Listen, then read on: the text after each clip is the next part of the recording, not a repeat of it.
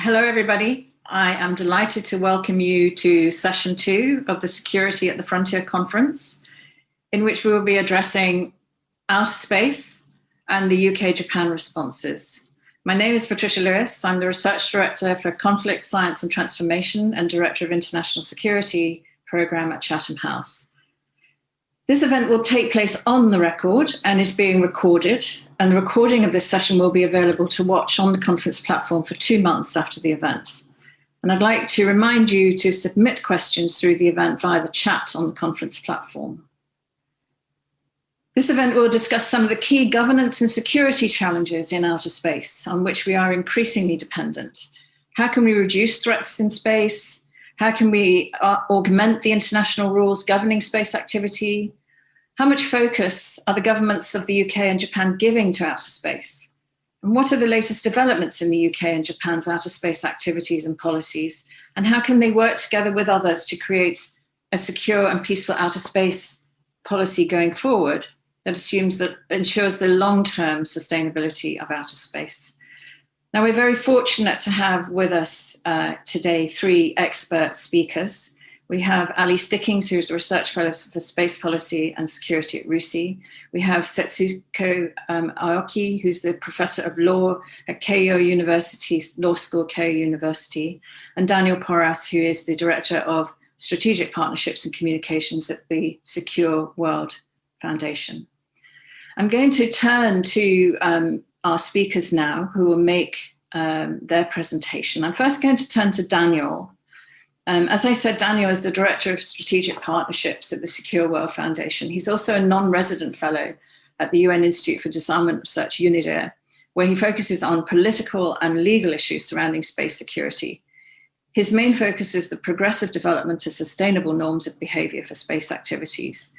And he was the resident technical expert for multiple UN bodies working on space security, including the Group of Governmental Experts in the UN, subsidiary body 3 of the Conference on Disarmament on Preventing an Arms Race in Outer Space. And he's a board member of the Space Court Foundation and a member of the California Bar. Daniel, we're very much looking forward to what you have to say and setting the scene for us today. Thank you very much, Patricia. And of course, I always have to thank you as well, as some of the early work that you did on space security is some of the stuff that we still look back to and base a lot of our studies on. Thank you so much to Chatham House for having me today. I'd like to thank everyone that's involved with the production, of course, Patricia and my colleagues, Beza and Yasmin. Many greetings to all of you from the Rocky Mountains. What I would like to talk to you about today is we often have this question in the United Nations about the prevention of an arms race in outer space. But some of the recent trends that we've been seeing in space security are actually quite alarming in the sense that we're starting to see that this prevention of an arms race in outer space maybe isn't really an appropriate paradigm to be talking about what is taking place. Because what we're actually seeing, and I know some of my other colleagues at Chatham House can probably speak to this as well, is that there is an arms race happening around the world across multiple domains. So that includes cyber, it includes new delivery vehicles, it includes even social media aspects. And space, outer space capabilities are a part of it. Modern militaries rely on space capabilities increasingly, particularly strategic powers, things for targeting, telemetry, and control of missiles, early warning detection systems. All of these depend on satellite systems. And so what we've been seeing over the years is that states are starting to identify weak points, for one thing, in certain military systems, and those weak points happen to be satellites, or we're starting to see increasing use of satellites for different military operations, which then also encourages the development of now what we call counter space capabilities. And these are technologies that can target satellites for disruption or even potentially destruction. Now, when I talk about an arms race in outer space, we're looking at a very traditional strategic definition here. And this is essentially the gaining of an edge over an adversary through either qualitative or quantitative improvements of arms. This last year in May of 2020, my colleagues and I at UNIDIR released a report in which we identified certain indicators that there is an arms race dynamic already taking place in outer space and among and in other realms. We identified 3: rivalries, corollary weapons, essentially corollary arms, and an acceleration in development. Now, rivalries. I think we can all agree that at the moment, relations between certain powers are at an all-time low, or certainly they're at a low for the last couple of decades. Russia, China, the United States, India even, and some of the other allies that are involved in these issues are starting to see, we're having just very low levels of trust. The other thing that we see is there are corollary developments in counter space capabilities. So this can be anti-satellite missiles that can be used to destroy a satellite, or we can be talking about co-orbital drones or co-orbital vehicles that can get very close to other satellites. We just had an example, actually, of a Japanese co-orbital vehicle getting very close to a Russian satellite just in the last few days, and still not really sure what was happening. And the other thing that we're seeing is an acceleration of the development of these technologies. Now, we obviously, for many of these cases, we don't have the exact military budgets that say, oh, look, this is how much more people are spending on space and on counter space capabilities. But what we are seeing is certain proxy indicators. We have many more dedicated military forces for space operations. We're seeing that more and more countries are putting out policies that actually want to pursue defensive capabilities in space. But as we examine some of those defensive capabilities, we also realize that they have very powerful offensive capabilities. And as we're seeing a spread of counter space capabilities and a proliferation of the technology, we just see more and more actors that are wanting to basically get their own space force for Christmas, is what it seems like. And so in this sense, at the multilateral level, there is a renewed sense of urgency that we really need to address the potential for conflict emerging in outer space. There are a number of multilateral efforts that have taken place, as many of you know, and I know we've discussed ad nauseum. In 2008, the Russians and the Chinese put out the proposal for a treaty on the prevention of the placement of weapons in outer space. This treaty has met with a considerable amount of resistance from, particularly from Western countries. One, because it's very difficult to define a weapon in outer space. Most of the technology in space can be used for military or civilian purposes, so dual use, and it's also multi-use. Many of these technologies can be used in a multitude of ways, and we just don't know what objects in space are capable of until they do it, at least at the moment. We also had the European Union's attempt at a code of conduct back in 2012. Didn't go very far, unfortunately, mostly due to political reasons. But we did see at least some agreement that some types of norms are needed at the moment amongst the international community to preserve the stability we have in space.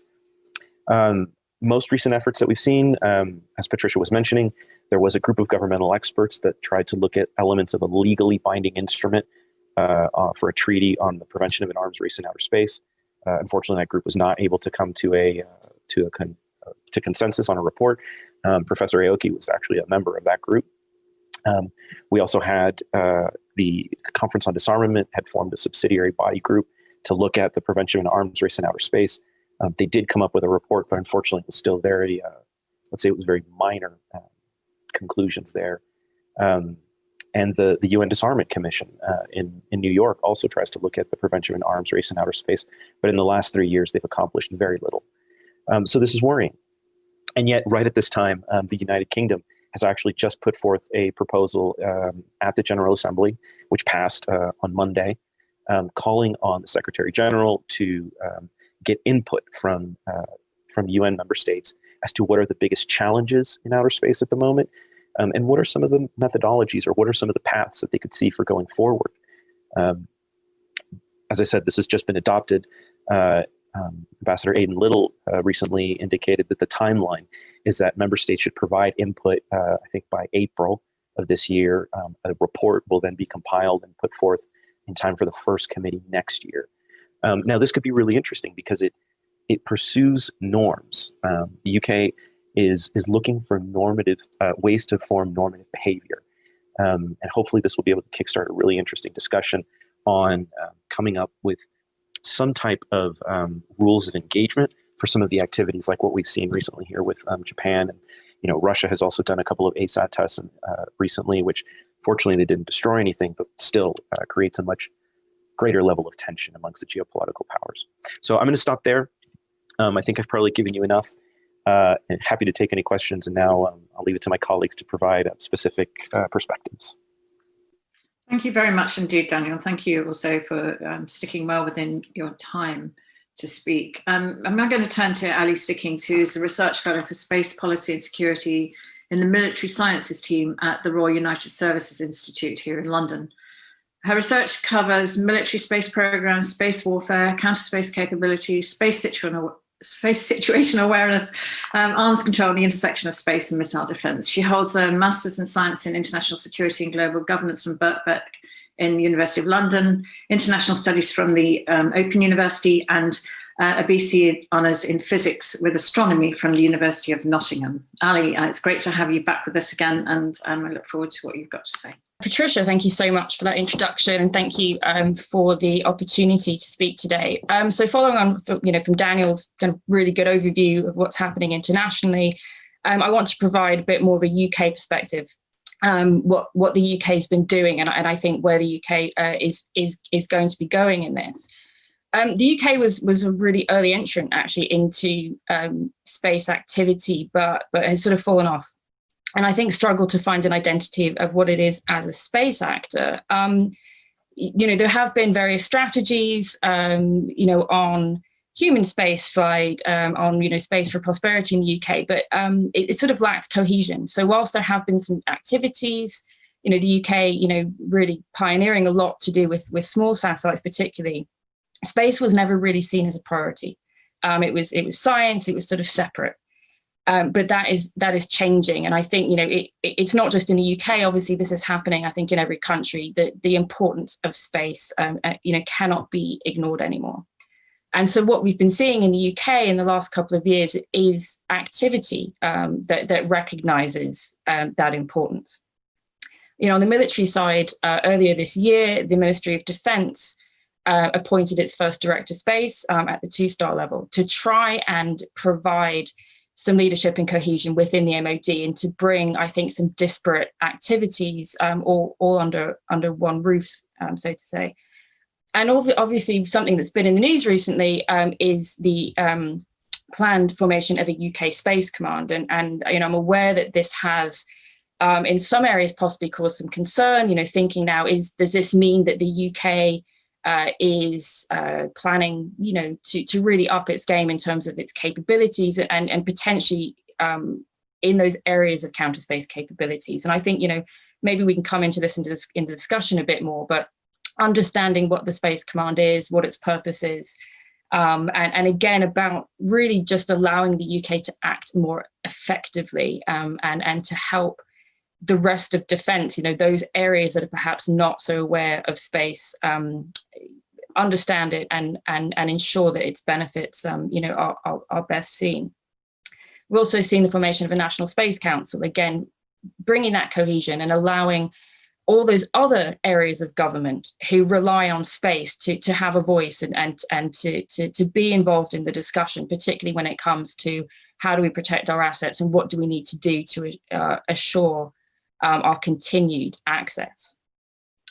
And this current government really is seeing space as a priority. Its role in the economy, the indigenous industry that we have, the benefits, but it does recognise those threats. And I think that's really what we've seen now, and particularly with the ongoing integrated review in the UK, looking at defence, national security, foreign policy, and how space plays a role in all of this.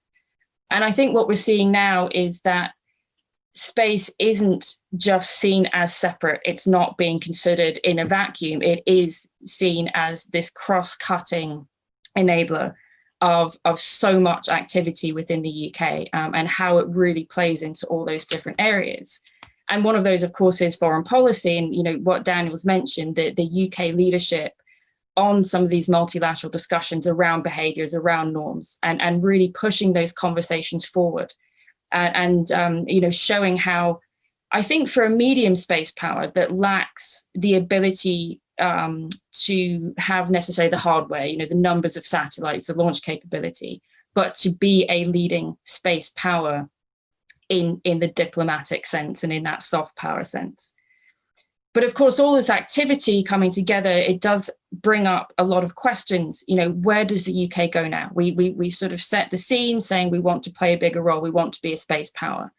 So there are questions for capabilities. What capabilities do we want to develop, you know, both on the military and the civil side? And what does it mean for governance? How does this all come together? And one of the really important questions is, how does the UK build on international partnerships? Of course, on the military side, again, we have its role within NATO, its role within Five Eyes. How are those partnerships going? What gaps does it want to fill? How does it increase its standing? The multilateral discussions through the UN, continuing those. And I think also particularly in the areas of space situational awareness or space domain awareness, you know, we've seen the move from this becoming more of a state or military activity to a commercial activity, the need to share information internationally amongst space situational awareness data providers, and the work that, again, the UK can do in that area. And I think it's interesting, just, you know, closing up, looking at the potential cooperation from the UK and Japan, I think in ways are very similar, you know, capabilities in some ways similar in terms of being a medium space power, perhaps not wanting to go too far down the route of a military power with you know, really advanced counter space capabilities. And I think that there's a way that the UK, Japan, and others in this sort of same ilk can come together and help to lead these discussions on long-term sustainability, on you know, perhaps being able to have discussions that some of the larger space powers can't, due to sensitivities and due to the rivalries that already exist.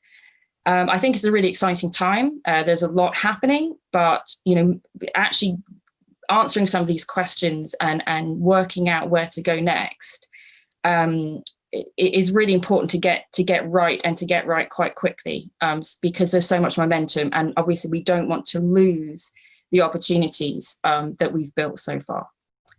So I'll finish up there, and really looking forward to the questions. Thank you very much indeed, Ali. And also for being so succinct and sticking within time. I know how difficult it is. I know it's my great pleasure to introduce Dr. Setsuko Aoki, who is Professor of Law at Keio University Law School in Japan. She specializes in public international law, especially space law, arms control and export controls.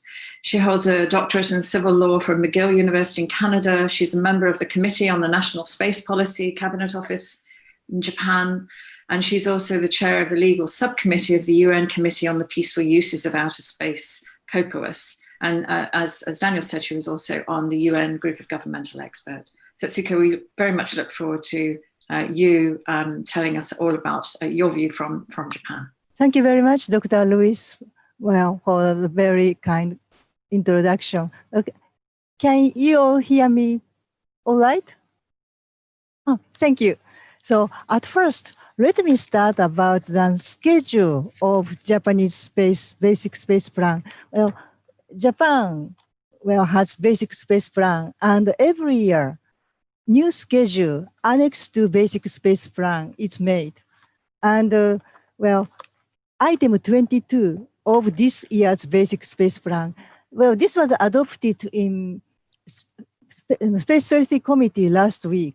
And very soon, probably next week, this new schedule will be adopted by cabinet, by the cabinet. By the Strategic Headquarters for Space Policy, chaired by Prime Minister. And why I'm talking about this schedule is, this schedule has 24 items, and in 22 items is international rulemaking. And one of the 4 accomplishments of this year is the UK-led UNGA resolution. When this paper was made, it was adopted in the first committee of the United Nations General Assembly. As Daniel said, that General Assembly resolution was made just, it's 7th of December, just 3 days ago.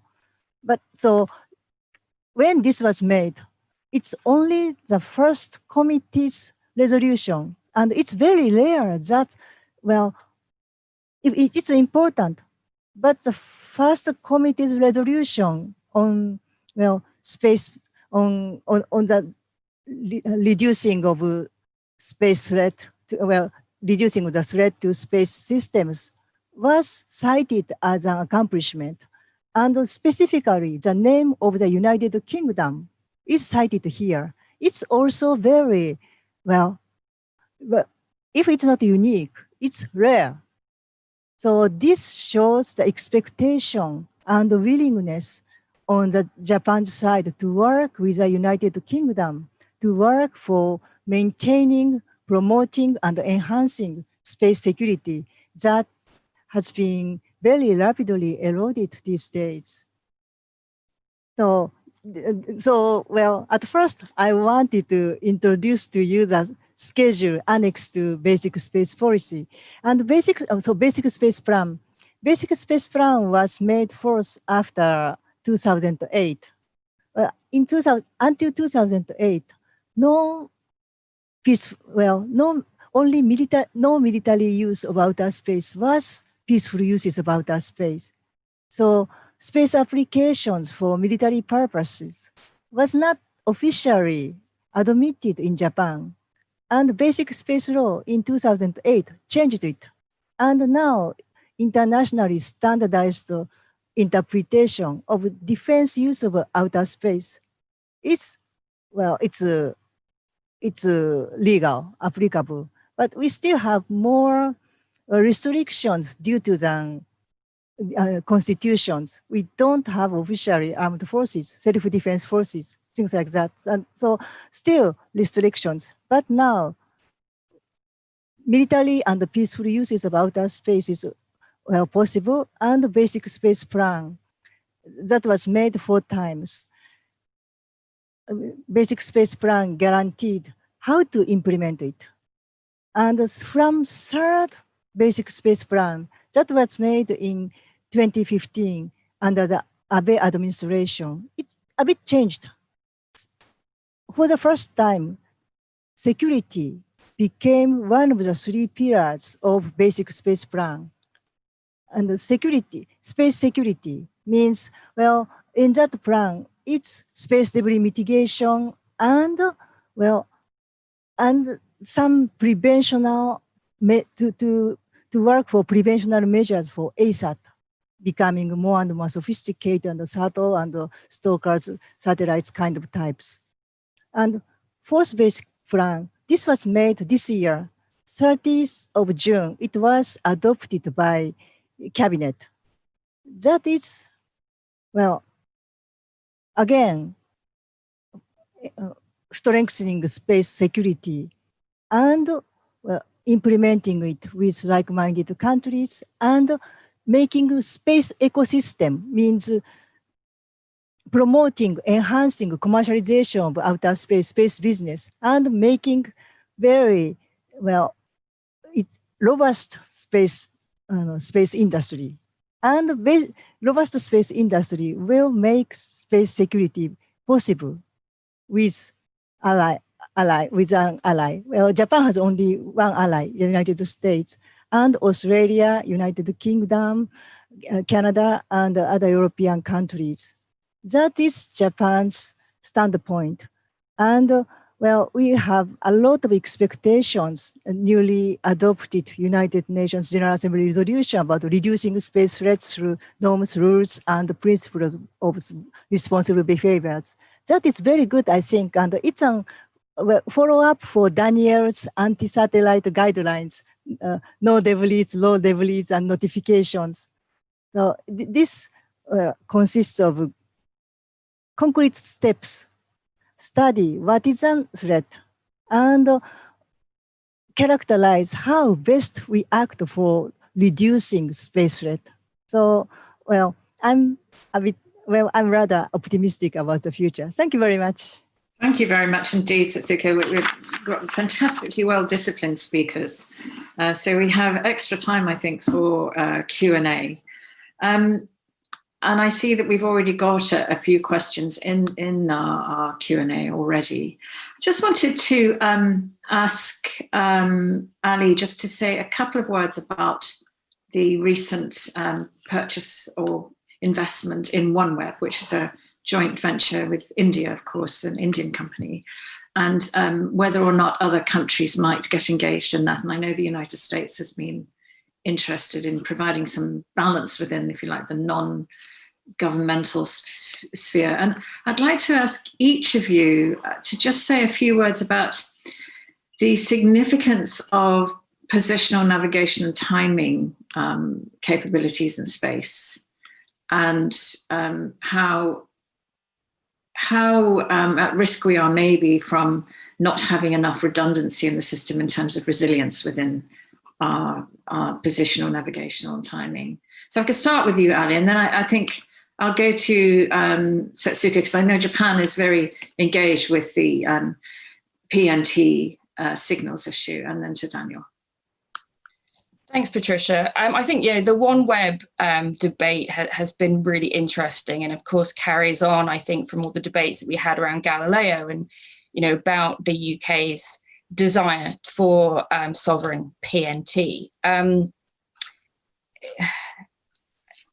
It's quite a difficult one, I think, because I think on one side, it shows that, you know, the UK really does want a national program. It wants this big, you know, the big shiny program to say, hey, we are a big space power. But it is, you know, and then it plays into that PNT side. You know, from my perspective, I'm not sure whether it was the right investment, you know, for various reasons. You know, you look at the financial difficulties of the company, but also, you know, what is it really for? Because, you know, it's supposed to be, I think, initially an internet provider. And then there's questions, can it be repurposed to provide PNT? So I think that a little bit of confusion about why are we doing this? And I think it comes down to some of those questions about big programs are all well and good, but doing space for the sake of space isn't necessarily always the answer. You know, we need to know why. Otherwise, we just have, you know, many white elephants orbiting that aren't actually providing us with something we need. And I think that leads on to your second question there about the significance of PNT in space. And again, I think sometimes when we talk about space capabilities, we are focusing too much on it being a space capability, instead of saying, what is the requirement within the UK and its alliances for assured PNT? Not space PNT, but PNT. And how does the space segment of that fit into the broader architecture? And within that entire architecture, you know, whether that's, you know, ground or air or space-based, where do you have those redundancies, and where do you know, how do you build those in? So, you know, GNSS system sitting in medium Earth orbit, can you then have a layer in low Earth orbit that adds a level of resilience that is, you know, has resilience then in some kind of terrestrial system? And also then within partnerships, you know, these are not necessarily just national programs. They are, but we work in partnerships, we work in alliances. So how do we make them interoperable? And so I think for the UK, a very important question of what, if we want to go down the route of acquiring a PNT system, what can we do that adds value to international partnerships, that is interoperable with GPS, with Galileo, and adds resilience into that whole architecture? So it's focusing on requirements rather than, oh, we need to do something in space. And I think that sometimes that approach isn't always done in the right way. Can I push you a little bit on that and say, can we compare and contrast perhaps the decision that was made over about the spaceport in the north of Scotland, where one could argue that, you know, there were two alternatives, but the issue of adding value to the global capability was very much paramount in that decision. Would you agree with that?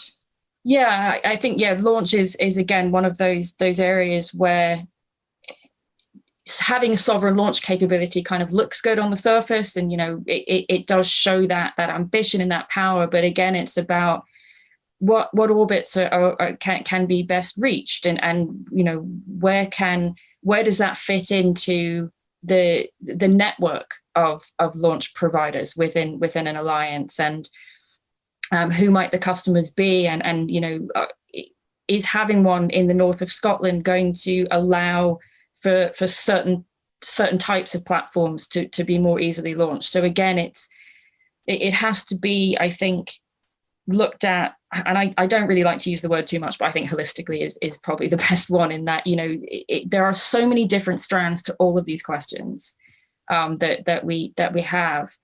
And sometimes just having that narrow view of, oh, we need a big space program, oh, we need UK launch, you know, you can end up going down the wrong path. And I think, you know, particularly with space, we cannot do this on our own. You know, especially a smaller country like the UK, we need those partnerships. So adding value to them and working out our place within that bigger network is essential to get it right. Mm. And presumably Japan is interested in the UK space launch capabilities. Setsuko.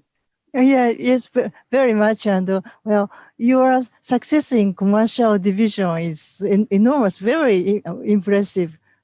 Almost 10% of commercial market is well dominated by the United Kingdom, and you have very unique system like SSTL, so or CDM. Well, no, DMC, disaster management constellation international. Well, DMC. Very, it's, well, STL, your country has lots of unique and capable companies for remote, especially remote sensing.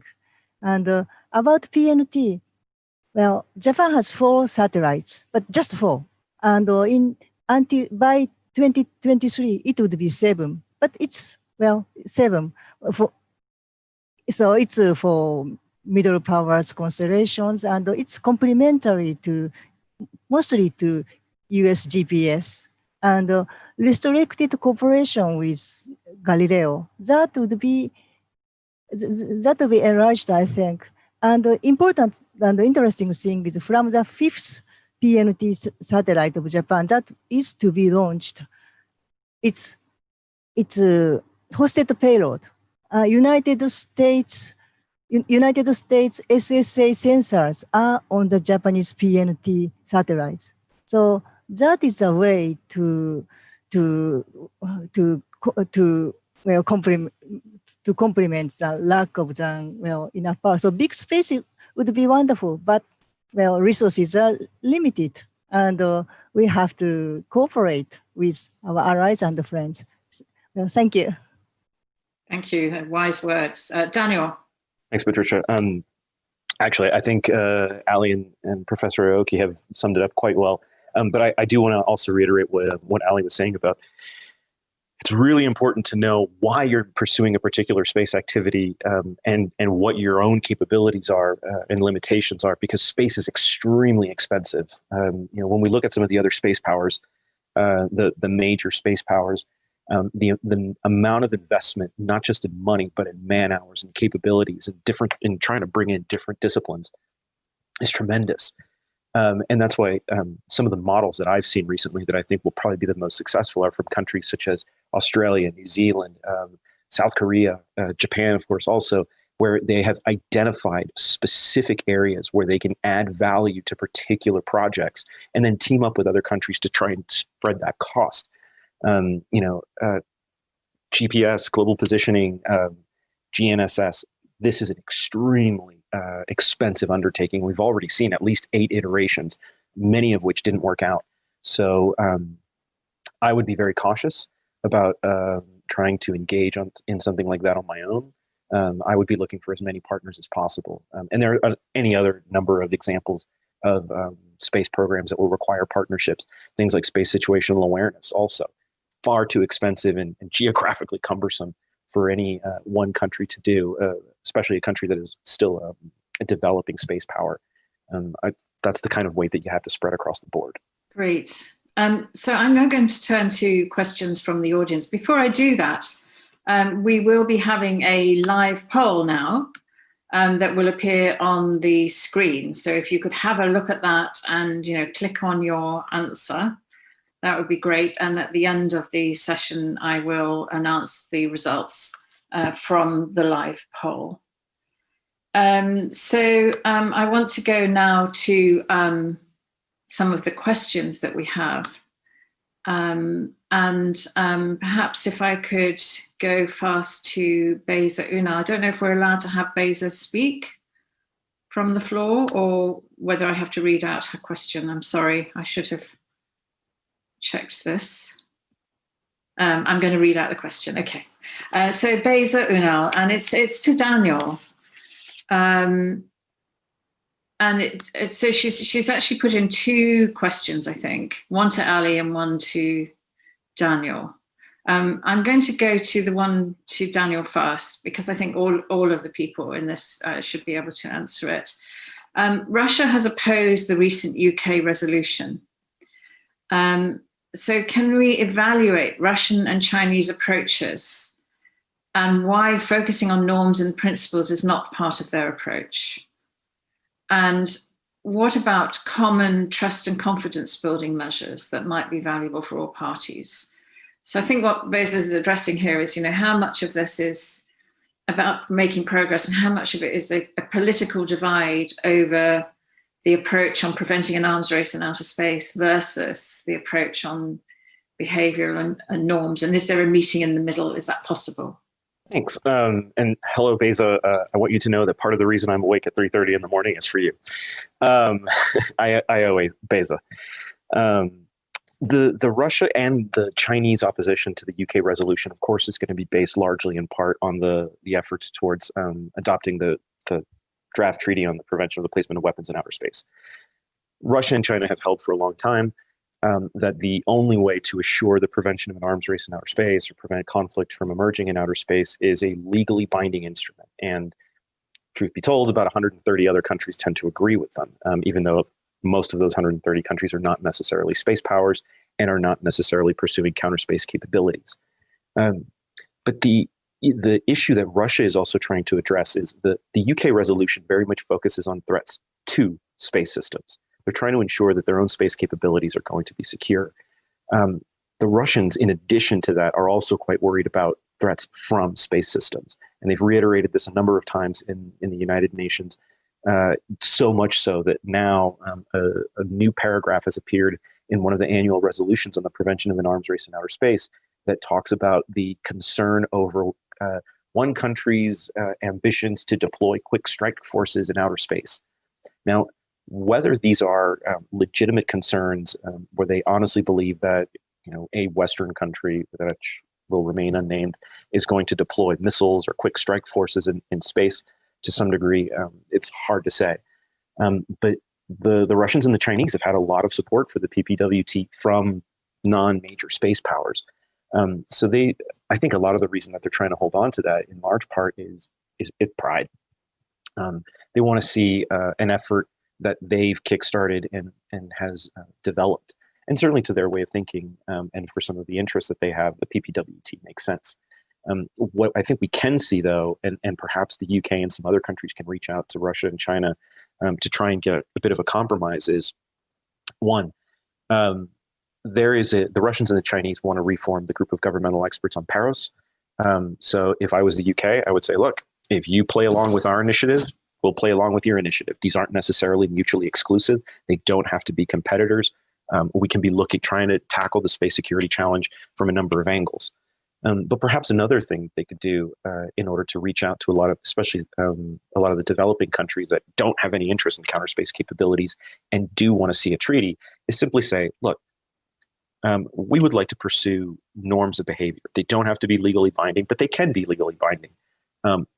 How about if we adopt some non-legally binding norms first as a first step, just to kind of set the conditions, as Chris Ford often says, to create the conditions where a treaty can potentially be possible. That would take a lot. We still have to develop new verification technologies. We still have to identify specific areas where we want to focus. We have to come up with some new definitions. But if we at least say that that Western countries are open to potentially having a treaty further down the line, then I think many more countries will be open to norms, and it'll leave Russia and China more, as some of the outliers. And I think eventually, if they see that there is a genuine effort to create these conditions for a treaty in the future, they'll come along. Thanks, Daniel. I hadn't made the connection with you being up at 3:30. I suspect that being up at 3:30 is something you do from time to time anyway, so I guess I'm not feeling too sorry for you. It's one of the benefits of working from home. Setsuko, I wonder if you have any views, particularly from your role on the GGE and also in COPUOS on the Russia and Chinese approaches to this. Thank you, Patricia. Well, your question is about your question is Russia and China are compatible with pursuing also TCBM? No. It's really about the we're seeing several different approaches, right? We're seeing obviously in the Conference on Disarmament, which was based on the original 1979 1978 rather agenda that was set in place by the Special Session on Disarmament and informed the whole creation of the Conference on Disarmament, so it's sort of embedded in that. And then the Russia and China developing this approach on preventing the placement of weapons in space. Yes. And then we're seeing, and that not getting very far, we're seeing, of course, quite a lot of movement in Vienna at COPUOS on issues to do with space debris, on issues to do with long-term sustainability, and which is not directly connected to the preventing an arms race, but nonetheless, it's obviously part of creating the conditions, right? As Daniel said. And then we have now this new initiative in the first committee in the General Assembly, led by the UK, on the responsible behaviours.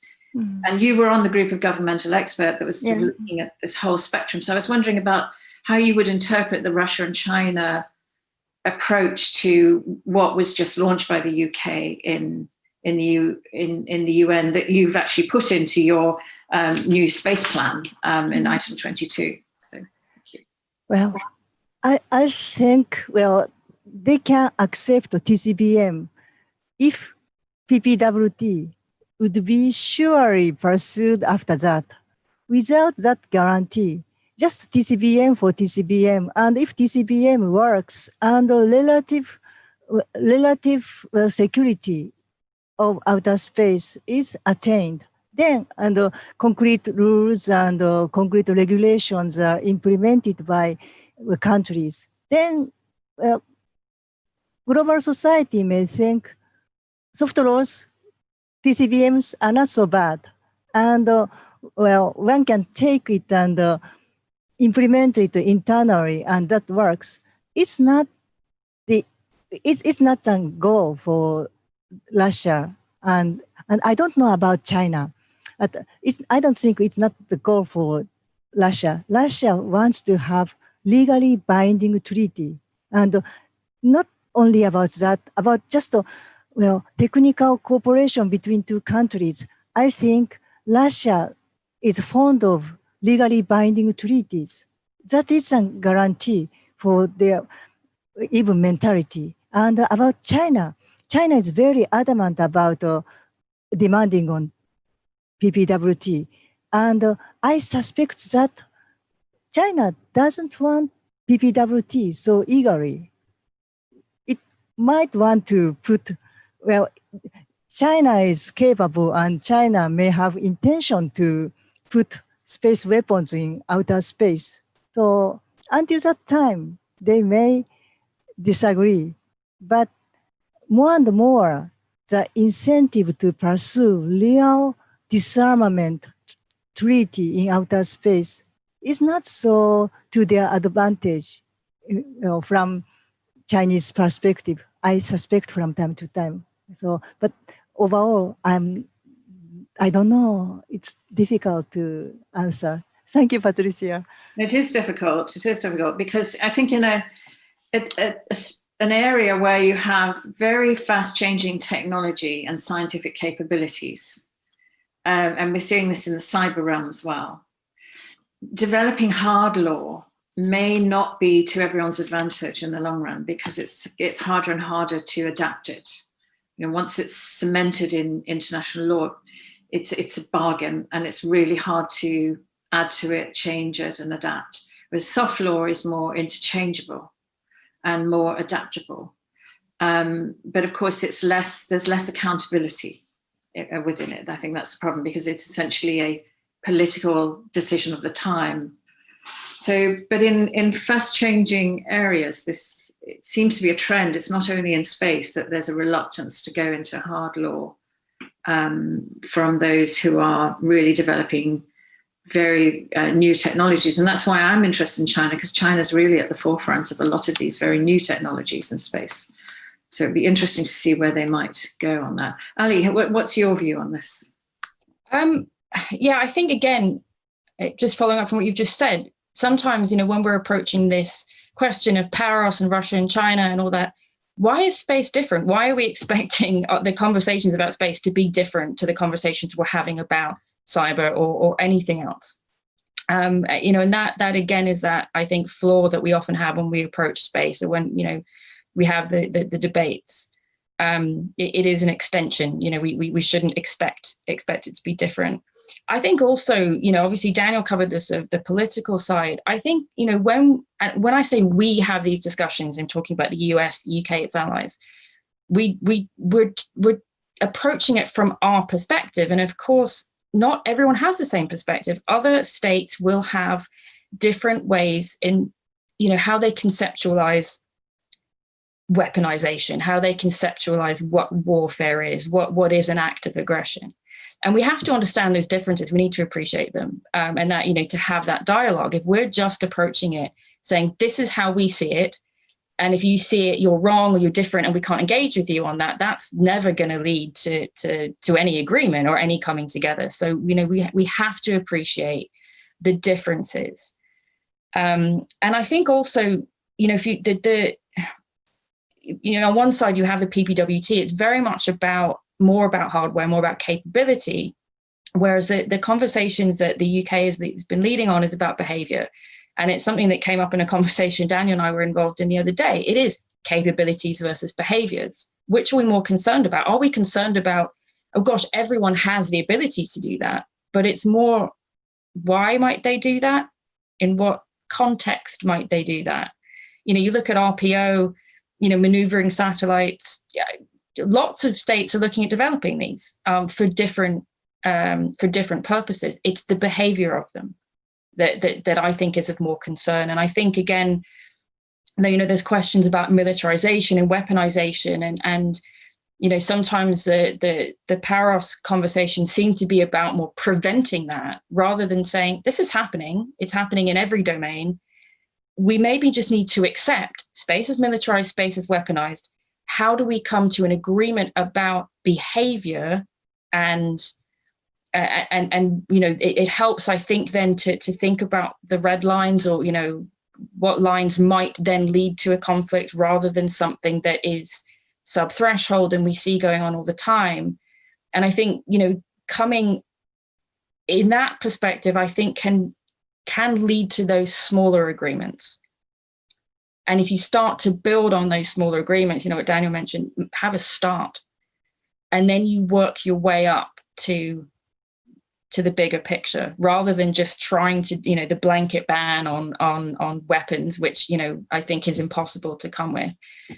Think about RPO. What is a minimum distance that a satellite can approach another without, any prior notification? And beyond that, you can say, you got too close, I feel threatened, I am now within my rights to respond in a manner of my choosing.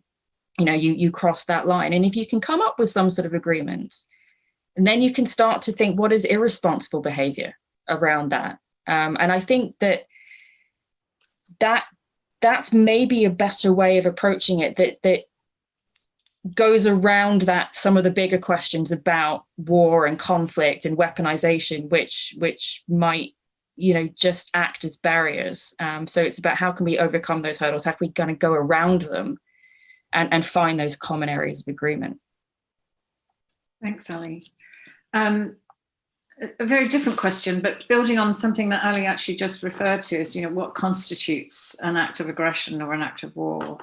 Michael Nelson of the Carnegie Endowment for International Peace is a question for Setsuko, and talks about a Ditchley House workshop in March, on shared spaces that looked at models from outer space, Antarctica, the deep sea, and how they could inform digital security discussions. And it was a particularly useful discussion on submarine cables, and asked this: would it be an act of war if one country severed cables serving another country, particularly for an island like Japan or the UK? And similarly, what about knocking out satellite links? And Michael, if you don't mind, I will add in cyber interference in satellite links, which worries me a lot more than knocking out links. Daniel's laughing at me, but it's this cyber manipulation. So the data that comes to you does not have the integrity of the data that was sent to you. That seems to me like a very similar thing. How would these rate in terms of acts of aggression? Obviously, the issue of attribution is going to be tricky, but we know not impossible anymore. We've got lots of more tools. When it comes to a severance of a cable, it might be easier to work out who could have done it, I guess. But the interference with satellite links is well known and well understood and well trackable. And we have techniques for getting around it, but cyber interference, less so. I would say. So, Setsuko, if I can go to you first on this. Yeah, thank you. It's a very difficult question to answer. And to cut the cable, and it said the act of war. Well, I interpreted armed attack.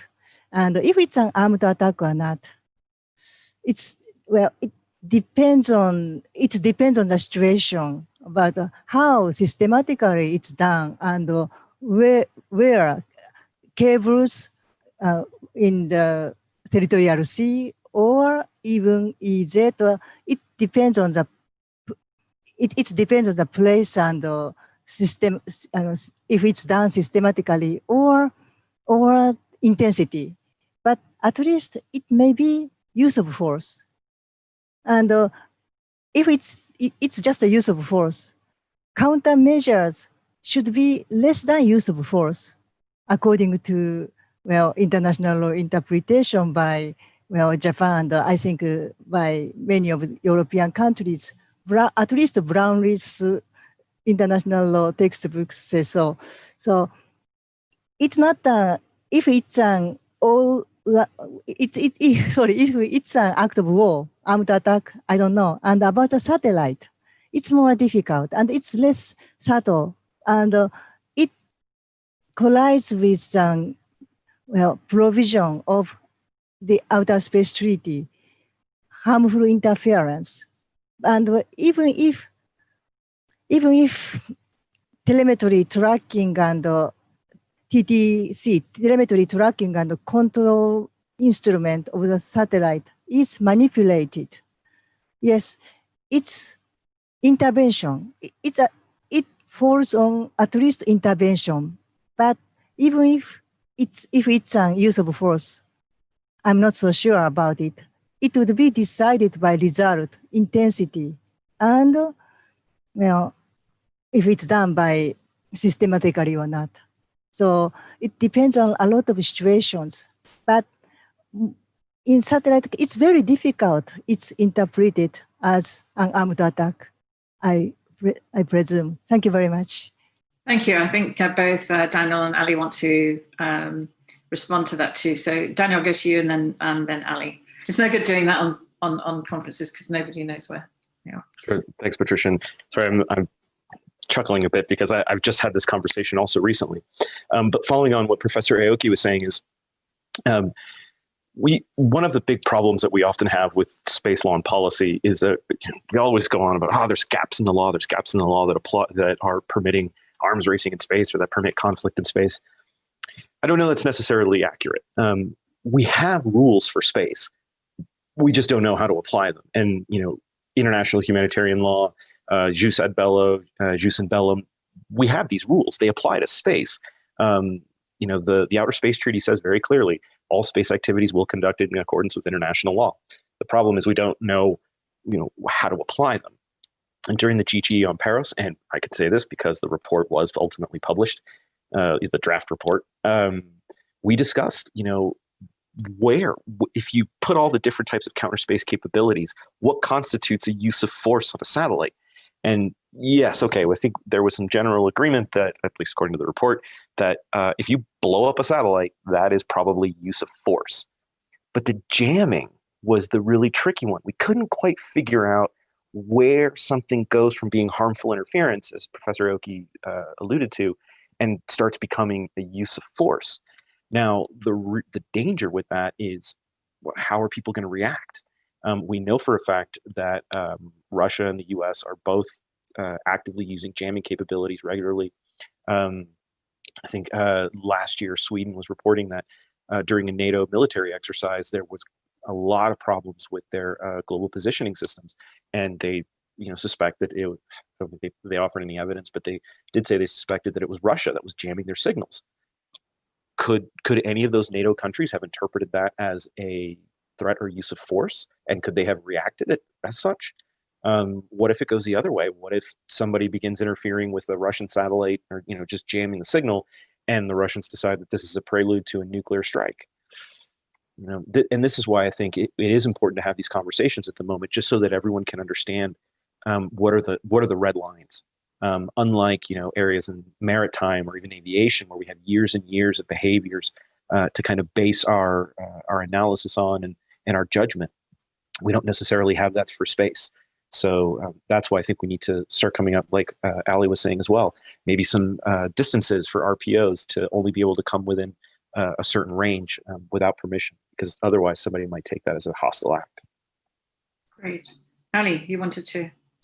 Yeah, I mean, it's such a difficult conversation to have, and there are so many aspects to it. I think really important at the moment, NATO now, space as an operational domain, you start to have questions about Article 5. And that's really difficult to start thinking, do we react? When do we react? Just, your point on attribution being difficult, again, just highlights the need for really good international space domain awareness and cooperation, and, being able to have the information so that you can actually attribute actions. I think sometimes, Daniel's right, there are some very obvious actions that you could say that is an act of aggression, that's an act of war, you blow up a satellite. But, we have this spectrum of counter space capabilities, from potential RPO and interference and lasers, dazzling optical sensors. So things that are, they're not permanent. It's a bit of interference. You're blinding a satellite for a short period of time, and cyber and all of these. And I think sometimes maybe we're focusing on the cause and not the effect, and that actually a certain action could cross a red line depending on, what satellite was targeted, what's the function of that satellite, what capability was lost as a result of that action, and what effect did that have on the ground. So, is it a loss of ISR capability for a period of time? And what effect does that have on a military? Is it a loss of communication? Is it a loss of GPS?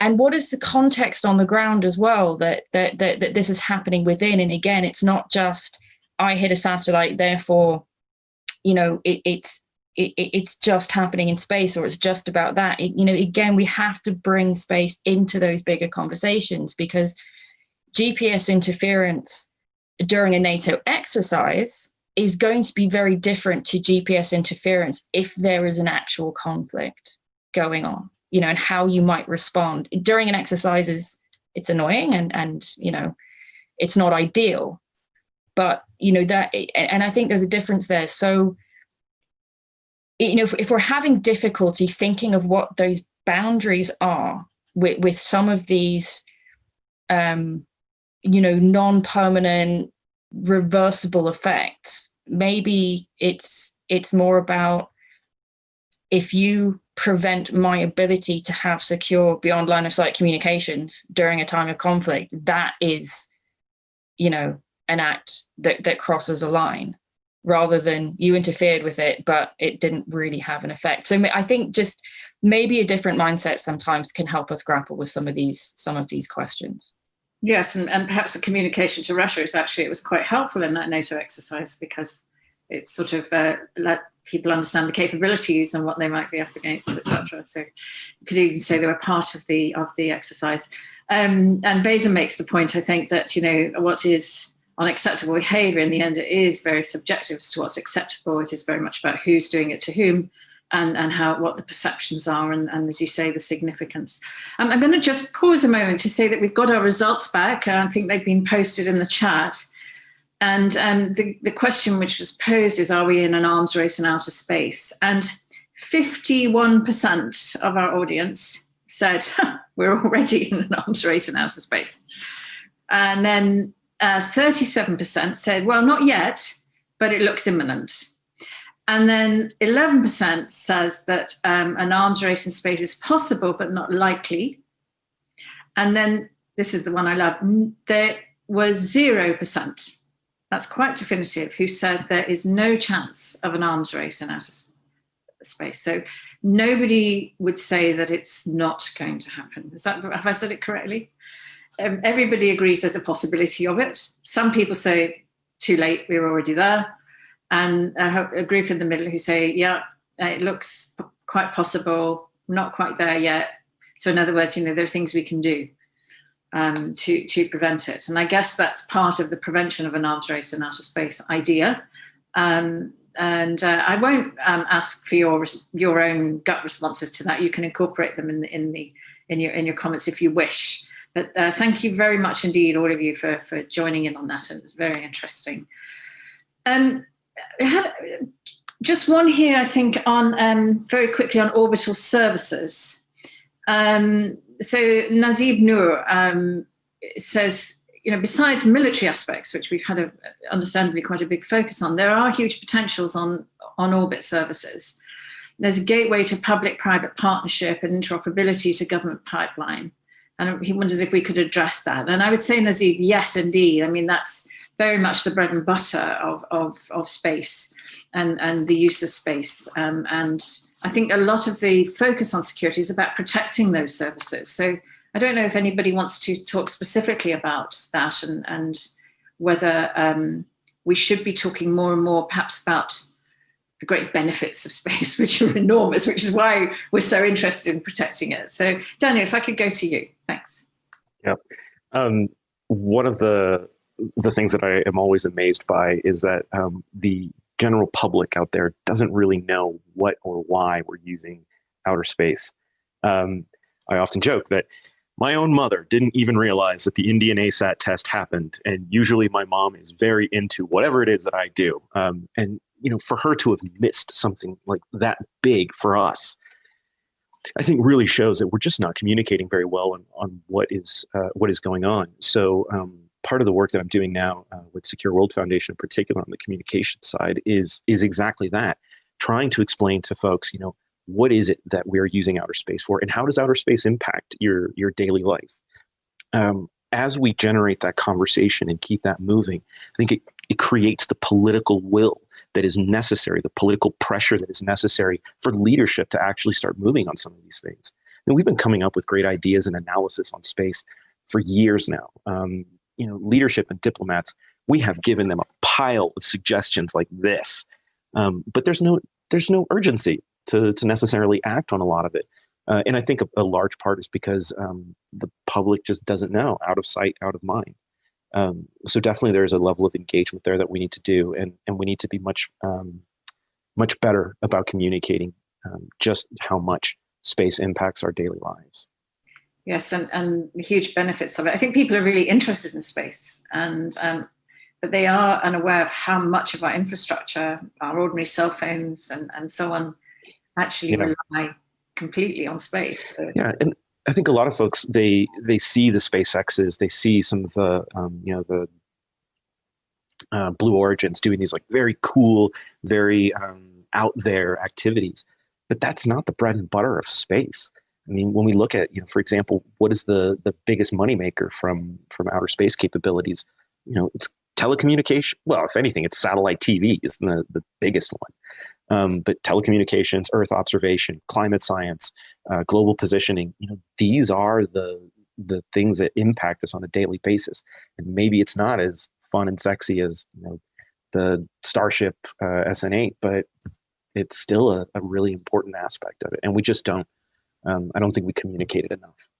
And for many developing countries, it's a game changer. I mean, it's a leapfrog technology, like OneWeb providing internet for the whole of India eventually. And, we're seeing, many of our mobile communications, particularly in large continental masses, say in Africa, going through space. It's a massive enabler for development.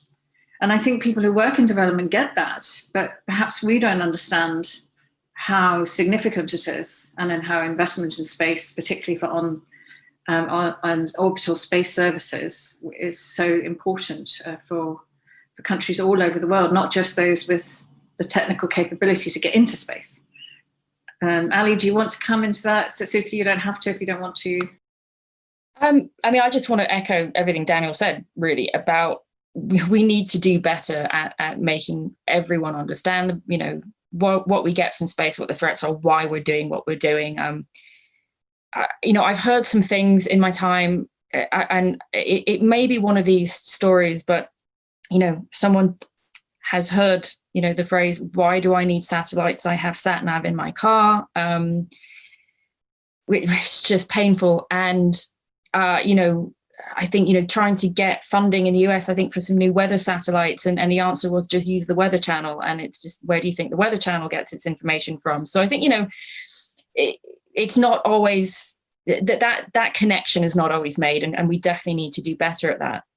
But I think also what it just made me want to mention, we've been talking very much about space in the security sort of debate and, counter space capabilities and militaries. But, they're a very, very small part of this. It's the commercial companies, and including them in the debate and understanding their intentions, their actions. They're the ones with the most satellites.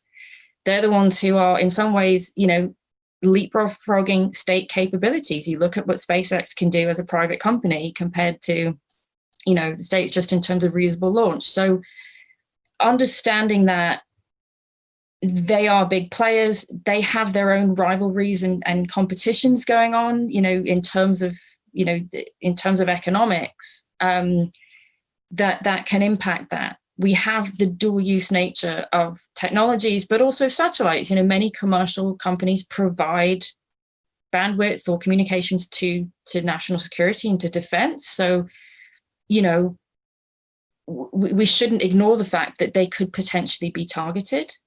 And they are assets that, their activities could be misinterpreted. And I think, one of my biggest fears is a miscalculation. It's a misinterpretation of an activity.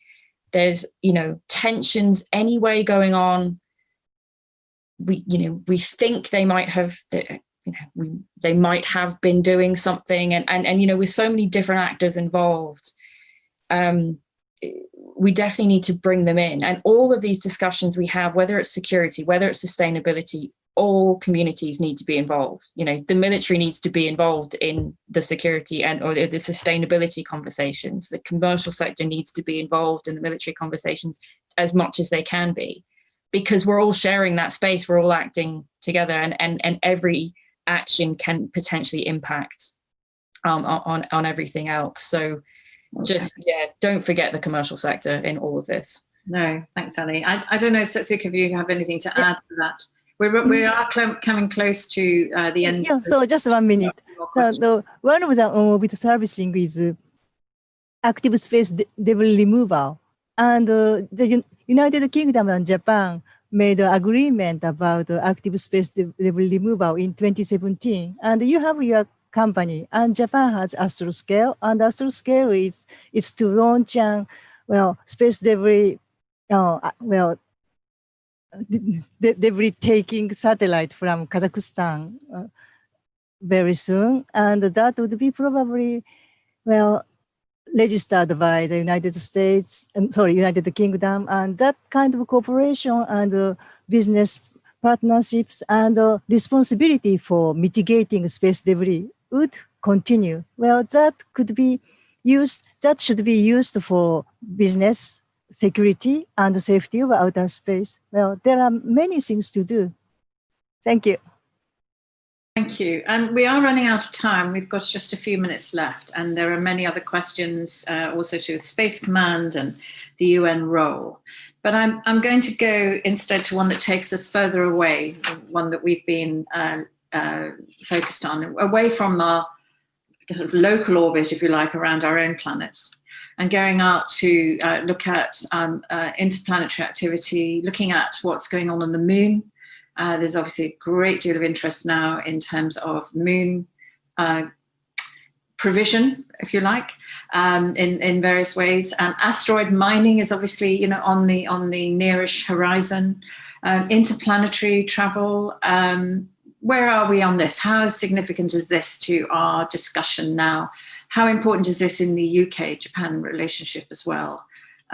Where we all have strong, I think, scientific interests at least, and also probably some commercial interests. So I think I'm going to turn to you first, Setsuko, and then I'm going to go to Daniel, and then finally Ali. And this will, I think, be our last point that we make. So if we could make them quite quickly, that would be helpful. Thank you.